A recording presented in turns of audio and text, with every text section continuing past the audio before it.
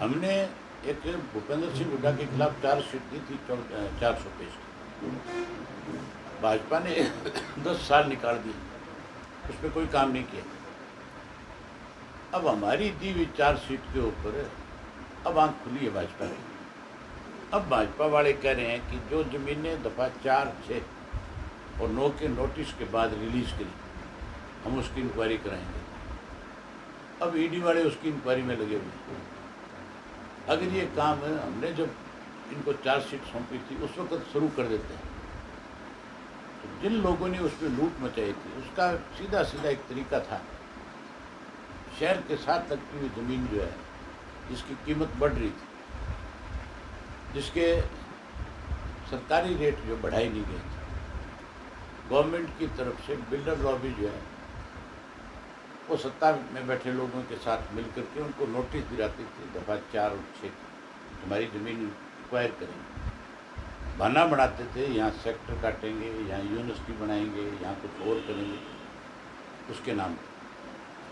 और उस ज़मीन को बिल्डर जब जा करके उस किसान के साथ एग्रीमेंट करके खरीद लेता था तो उसको रिलीज़ कर देते थे। उसमें सिर्फ एक नोटिंग देते थे कि इसकी ज़रूरत नहीं है सरकार, इसलिए हम इसको रिलीज़ कर दें। जो करोड़ों रुपए एकड़ की ज़मीन थी किसान को 20-30 लाख रुपए में देनी पड़ती थी। हमने उसकी डिमांड करी थी कि ये बहुत बड़ा भ्रष्टाचार, इसकी जांच। खास करके एनसीआर जो एरिया था, दिल्ली के साथ गुड़गांव था, सोनीपत था, झज्जर का इलाका था, मेवात का इलाका था, फरीदाबाद पलवल का इलाका था, उसके अंदर जो ज़मीनें थी 72,000 एकड़ ज़मीन ऐसी है जिसको सरकार ने बिल्डर को देने के लिए किसान को मजबूर किया। अब उसकी जांच हो रही है, अब उसमें हुड्डा का नाम आ रहा है। अब आंख खुली है इनकी। हम तो ये कहते हैं देर आए दुरुस्त है, इंक्वायरी हो, जो दोषी है उनके खिलाफ कार्रवाई। ये मेरी जिम्मेवारी है। लोगों ने मुझे अपना नुमाइंदा बनाया हुआ है यहाँ से। मेरे पास ऐसे तो पूरे प्रदेश भर में जाना पड़ता है। प्रदेश में सारे संगठन का काम भी देखना पड़ता है, और भी बहुत सारी जिम्मेवारियां जिनको निभाना पड़ता है मुझे। लेकिन जैसे ही मुझे समय मिलता है मैं अपने हल्के के गांव में जाता हूँ, लोगों से मिलता हूँ पर्सनली, और लोगों के बीच में बैठ करके भाषण दे करके नहीं, उनसे पूछ करके कि आपकी क्या समस्याएं और है गांव की, जिन समस्याओं का मैं समाधान कर सकूँ। और वो फिर अपनी तरफ से मेरे सामने गांव की जो दिक्कत है उसके बारे में जिक्र करते हैं, और मेरा हर वक्त ये प्रयास रहता है कि उनकी समस्याओं का समाधान जल्द से जल्द हो। मेरा सामूहिक काम में विश्वास है। मैं आज तक जितनी दफ़ा भी गांव में गया, हर बार गांव के लोगों की जो भी कोई छोटी मोटी डिमांड होती है उसको पूरा करके आता हूँ। लोग तो सत्ता में रह करके भी इतना काम नहीं कर पाते जितना मैंने विपक्ष में रह करके सुविधाएं प्रदान करने का काम किया। आज भी लोगों को देने के लिए है। आज भी खुल करके पूछा है मैंने कि बताओ और क्या ऐसे काम है जिन गाँव से आज भी दिक्कत है। गाँव में दिक्कत अभी भी। सबसे बड़ी दिक्कत गांव के अंदर जो है, जो मैं महसूस करता हूँ, एक अकेले मेरे हल्के की नहीं पूरे प्रदेश की है। कि गांव के अंदर जो जोड़ में जो गंदा पानी जाता है, उस पानी को जाने की वजह से सारे जोड़ बंद हो गए। पशु भी उस पानी को नहीं पी सकते। और जोड़ के चारों तरफ जो आबादी है उसका वहाँ पे रहना मुश्किल हो गया, क्योंकि थोड़ी सी हवा जिस साइड की चल पड़ती है फिर बदबू से सारा लोग परेशान हो जाते हैं। सरकार को सौंदर्यीकरण के नाम पे करोड़ों रुपए खर्च कर रही है, लेकिन सौंदर्यीकरण करने की बजाय वो पैसा खा गए और लोगों के सामने एक बड़ी मुसीबत पैदा कर दी कि जोड़ को जो है उन्होंने डिस्पोजेबल वाटर बना दिया, जबकि जोड़ तो पशुओं के पीने के पानी के लिए होता था। जोड़ में मच्छियाँ इसलिए छोड़ी जाती थी कि जोड़ को वो साफ सफाई करके रखे, लेकिन आज तो वो भी पैदा नहीं हो सकती, क्योंकि सारे गांव का गंदा पानी जाता है, जिसमें केमिकल वाटर भी है, जिसमें कपड़े धोते हैं, साबुन है, और है बहुत सारी ऐसी चीज़ें, जिसकी वजह से बहुत ज़्यादा दिक्कत है। जहाँ ये दिक्कत है, वहाँ एक और दिक्कत है, लोगों का काफ़ी सारे गांव की आबादी ऐसी है जो खेतों में चली गई। अब ढाणियों में जाने के बाद पीने के पानी की दिक्कत है उनके साथ, वाटर वर्क से उनकी पाइपलाइन जा नहीं सकती, सरकार ने उसके लिए शर्तें रखी हुई है। बिजली की समस्या है, कहते तो ये ढाणियों को लाइट देंगे, लेकिन लाइट देने की बजाय उन्हें ट्यूबवेल के कनेक्शन के साथ जोड़ते हैं, और वो 8 या 10 घंटे मिलती है, फिर बाकी पूरे टाइम जो है वो गर्मी से सर्दी से परेशान होते हैं।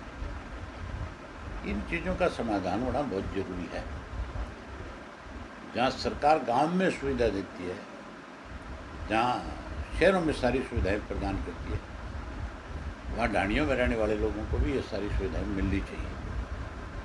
उसके लिए कोई पाबंदी नहीं होनी चाहिए। हमारी गवर्नमेंट बनने के बाद हमने पहले भी कोई भेदभाव नहीं किया था, आगे भी नहीं करेंगे।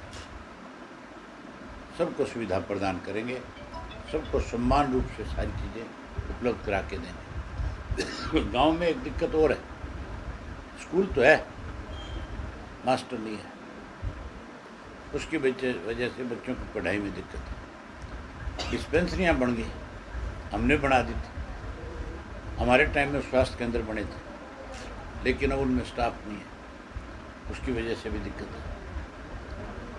ये सब चीज़ें सरकार इन पे ध्यान देने की बजाय कांग्रेस वाले बीजेपी से हिसाब मांगते हैं, बीजेपी वाले कांग्रेस वालों से हिसाब मांगते हैं। अखबार की खबरें हैं, काम में विश्वास भरोसा नहीं। ना काम की बात कांग्रेस करती, ना काम की बात भाजपा करती। काम अगर किसी ने इस प्रदेश में किया तो 2000 से 2005 में चौटाला साहब के समय में सरकार आपके द्वार कार्यक्रम के तहत काम हुए थे, जिनकी आज भी लोग गिनती करते हैं। जितनी सड़कें एक गांव से दूसरे गांव को जोड़ने के लिए बनाई गई, वो 90% सड़कें हमारे राज में बनी, 10% में कांग्रेस और बीजेपी के राज में बनी हुई। जितने स्कूल अपग्रेड हमने किए, जितनी टीचर्स की भर्ती हमने करी, किसी ने नहीं करी। जितना बिजली का सुधारीकरण किया, 24 घंटे बिजली मिलती थी, अब तो 8 से 10 घंटे लाइट है, उसमें भी बहुत सारे कट हैं, बहुत परेशानियाँ हैं। अब लोगों को चौटाला साहब का राज याद आ रहा है। अब बहुजन समाज पार्टी और इंडियन नेशनल लोकदल पार्टी का गठबंधन है। ये एक ऐसा गठबंधन है जो हर आदमी के गले उतरता है, जिसमें स्वार्थ नहीं है, जिसमें ये मान के चलो कि गरीब आदमी का सीधा लगाव और जुड़ाव है। उसकी सोच है कि अगर ये गठबंधन की सरकार बनेगी तो उससे आम आदमी को फायदा मिलेगा, ना कि चंद लोगों की सरकार हो। आज तो पूंजीपतियों की सरकार है। कांग्रेस के टाइम में भी पूंजीपति हावी था, और भाजपा के टाइम में हमारी सरकार बनती है तो जो बड़े घराने हैं, पूंजीपति जो है, जो लूट करके खाना चाहते हैं, उन पे अंकुश लगता है। आम आदमी को उसकी सुविधा मिलती है, उसको सहायता मिलती है, मदद मिलती है। अब राज बनेगा 7500 रुपये पेंशन करेंगे। हर घर में एक गैस का सिलेंडर महीने की पहली तारीख को मुफ्त में देंगे। हर गृहिणी के खाते में 1100 रुपये देंगे। गरीब आदमी को 100 गज का प्लाट और उसके अंदर पक्का मकान बना करके देंगे। बिजली का बिल जो है, कोई 200 यूनिट माफ़ करने की बात करता है, कोई 300 की करता है। ये सिर्फ इलेक्शन के स्टंट्स हैं। हम बिजली फ्री करेंगे, बिजली का 1 पैसा बिल नहीं आएगा किसी को। मुझे सवाल किया था चंडीगढ़ में प्रेस के लोगों ने, कैसे कर दोगे फ्री। मैंने उनको बताया था आजकल सोलर पावर का ज़माना है, सौर ऊर्जा का ज़माना है, और 80% सब्सिडी है सोलर पे। उसमें भी लोग खाते हैं, उसमें भी कमीशन है, लगाने वाला भी पैसे लेता है, जिसको खरीद के लाओगे वो भी है, ठेकेदार भी खाते हैं। हम उस प्रथा को ख़त्म कर देंगे और जो सब्सिडी है उसका सदुपयोग करेंगे। हर घर के ऊपर सोलर जो है लगाने का काम करेंगे। हम सोलर की बिजली जो है सरप्लस कर देंगे। केवल माप नहीं होगी, बल्कि जिसके घर पे सोलर की प्लेटें लगी होगी उससे उसको पैसा मिलेगा थोड़ा बहुत, क्योंकि उसकी छत यूज़ हो रही है, उसका एक तरह से किराया दिया जाएगा। बिजली तो फ्री होगी। ये सारी चीज़ें, ये सारी सुविधाएं सरकार बनने के बाद पहली कलम से पूरी करें। तो सब आपने कहा कि बीजेपी का 10 साल का शासन रहा, कांग्रेस का 10 साल शासन रहा, अब 2024 में दोनों पार्टियों को क्या भविष्य देखते हैं? कोई भी पार्टी बहुमत में नहीं आएगी, हमारे हाथ में रहेगा सारा। और जब हमारे हाथ में ये बात आएगी, बागडोर जब हमारे हाथ में होगी इस चीज़ की, तो फिर 100% हम अपनी सरकार बनाएंगे। हम किसी के दरवाजे पे जाएंगे नहीं, हम तो अपना राज बनाएंगे और लोगों से किए हुए वायदे पूरे करेंगे। सर, पिछले 2-3 महीने से यहाँ पर मोगी और लाइब्रेरी के नाम पर भ्रष्टाचार की खबरें काफ़ी ज़्यादा आ रही हैं। पिछले 2-3 महीने से नहीं, पिछले 5 साल से लाइब्रेरी के नाम के ऊपर लूट है। और पाइपें दबाने के नाम के ऊपर इस किस्म की पाइपें ला करके लगाई जाती है तो 4 दिन नहीं चलती, टूट जाती है। इन सब चीज़ों की इंक्वायरी होनी चाहिए। अब जब भी कोई मीटिंग आएगी, मैं लिखूंगा सरकार को अपनी तरफ से कि ये कोई अपने अपने इलाके की समस्या नहीं है। आपको तो यहाँ की जानकारी है, मुझे पूरे प्रदेश की जानकारी है। आज सरकारी पैसे का बहुत दुरुपयोग है। सरकारी पैसे को दोनों हाथों से लूटने का काम में लगी हुई सरकार में बैठे हुए लोग।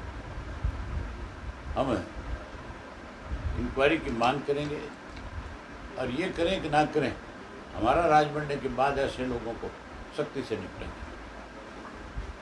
कांग्रेस ने जो कानून पास किए, बीजेपी जो कानून पास की, भले वो पोर्टल वाला सिस्टम जिससे आप लोग काफ़ी परेशान हो रहे हैं, आपकी सरकार बनने के बाद लोगों को राहत मिलेगी? बिल्कुल मिलेगी, हर हालत में मिलेगी।